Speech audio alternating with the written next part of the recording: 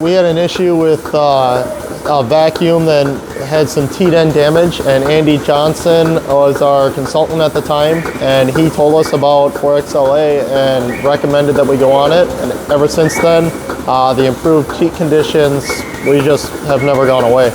Cell count, we're down to consistently 75 approximately, and then just improved overall teat end health. But we've also are down to a 0.5% treatment rate since starting the use of 4XLA.